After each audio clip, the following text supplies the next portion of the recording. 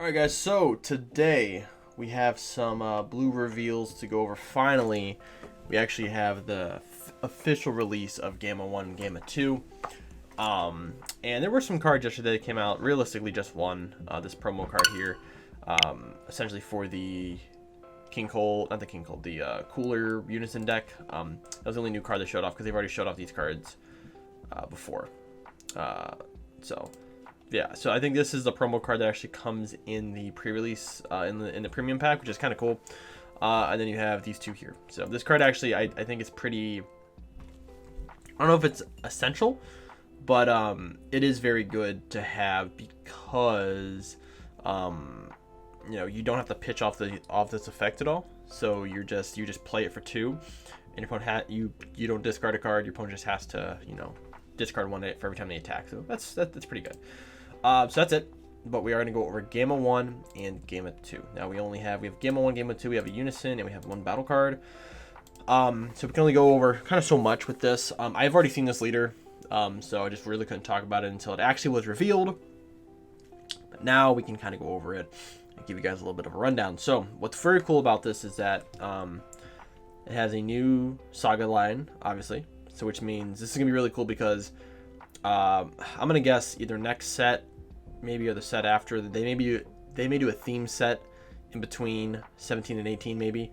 And we're going to get a lot of superhero Saga stuff. So pretty excited about that. So without further ado, Gamma 1 and Gamma 2. Permanent. You can't use non-red ribbon card skills to place cards in your energy. Essentially meaning you cannot use the Android 16 ramp card. Now, I have a feeling they're going to create some sort of promo that will work with this deck to ramp. Or there's going to be a card in this archetype that's going to help them ramp, right? On this card attack, draw 1. And when your life is at 4 or less, or you have a Unison, blue Unison with a specific cost of 2 in play, you may draw 1, restand 1 energy, and take life down to 6. Again, with the 6 life, a little weird that's not, 5, but it is what it is. Now we have Gamma 1 and Gamma 2, newfound foes. Permanent, you can't use non-red ribbon card skills to place cards in your energy. So again, when a blue card is played from your energy, place the top card of your deck in your energy in rest mode. So essentially you have the Android 16 effect, where you can, you're basically playing cards from your energy, then you're ramping those energy back to get those cards back. Now, auto, add 3 blue Android cards from your energy to your hand.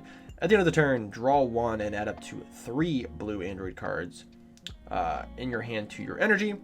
Until the end of the turn, until the end of your opponent's turn, you can't activate the skills of non-Android battle cards with the energy cost of 7 or less in all areas. Let me read that again.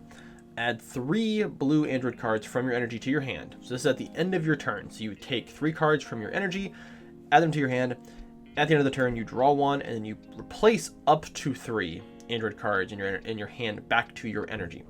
And until the end of your opponent's next turn, which is their current turn that's going to be happening, you can't activate the skills of non-Android battle cards with an energy cost of 7 or less in all areas. So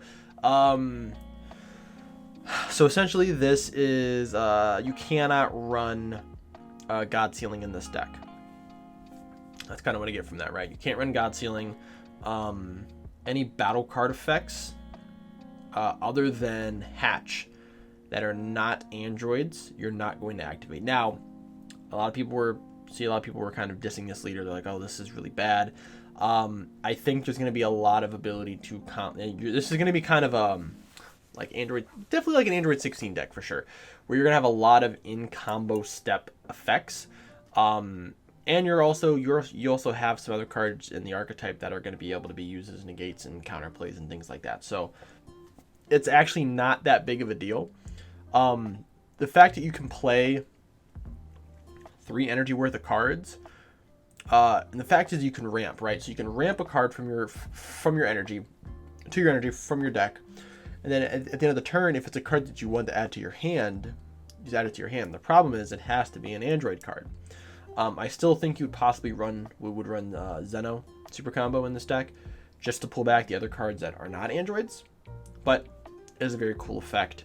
Very excited to see what we have. Now it says it can't activate the skills of non-Android battle cards of 7 or less in all areas. So essentially, if you're running battle cards or something that are not androids, you have them in your hand that have different effects when you use them, like Zamasu Super Combo, you can't use because it is a non-android battle card and it's 7 or less and it's in a different area. It's going into the combo step, so you can't actually use it in the combo area. So things like that you have to think of. So it's one really big thing you have to kind of. I think this is going to be a very, I don't want to say big brain deck, but definitely archetype heavy, but it's definitely going to feel different than a lot of other blue decks. We have Android 17 and 18 teaming up. Art on this is kind of whack for an SR. A lot of detail in the jeans, but the actual art is pretty bad. So hopefully we actually get a better art than this. Auto, once per turn, when a player attacks, add a marker to it, then choose up to one mono blue card within a combo cost, combo power with 5,000 combo power in. Use up to one mono blue card with 5k combo power in a combo from your drop area with its skills negated for the turn. So essentially, when your opponent attacks once per turn, you get a free marker, and you can